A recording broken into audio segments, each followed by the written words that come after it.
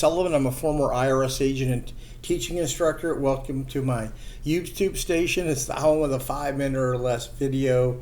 I've worked for IRS for a decade. I've been in private practice for 4 decades now. As of August 20th next year, I have been doing this for 50 years. Yeah, I am a national expert. I'm on TV a lot. I have a whole team of former IRS agents. And the reason I do this video, number one, so you don't get ripped off. Oh my God, there are so many people on YouTube that don't know what they're doing. They're reading scripts. They go on babbling. You should be able to tell the person what you need to know within 5 minutes. There's a lot of people out there, trust me, that don't know what they're doing. I like to inform you from an insider perspective, to tell you how IRS is going to work the case and to educate you. I have a huge Facebook following of about 3,700 professionals that follow me on Facebook. And you can leave me a comment, and we're available for representation. As a former revenue officer, I have worked thousands of cases, maybe 10,000, and about half of those are business cases. And today I want to talk to you about not to give IRS any financial statement until you talk to a professional. If this is a small case, you have nothing to worry about, fire away and give it to them. But if you have a business and you're giving IRS your business financial statement, there's a lot of things that you got to know that change the whole case with IRS. So I'm going to give you a couple tips, but I'm going to tell you something. If you owe 941 payroll taxes and you're trying to do this by yourself, don't. IRS can nail you on the business taxes and the trust fund liability. And if it's a large debt, that's the time you get somebody involved, a professional.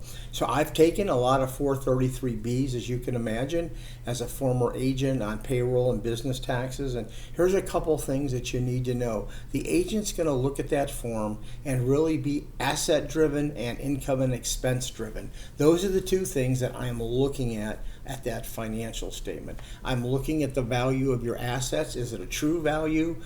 Is there debt on that? Can some of that stuff be liquidated? I'm looking at your vehicles. Can you use them all? I am looking at the assets to make sure the values you put on that form is correct.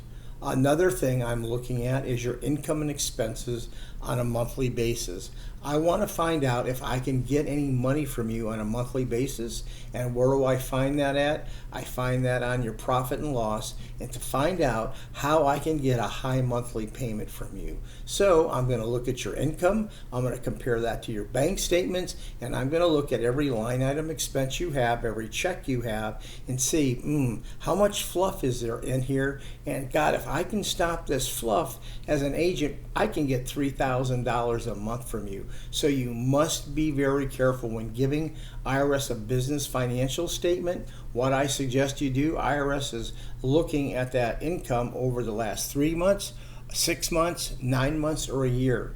If I'm you have to do it at least. You got to do it. If we're talking that we are right now in August, you must go ahead and use 3 months back, 6 months back, or 9 months back. Obviously, I'm suggesting to you use the time that you made the lowest amount of income and had the highest amount of expenses. If you're showing IRS you have income left over, IRS is going to want that on a monthly basis. It's an art to fill out that financial statement and to let the IRS know where you really are.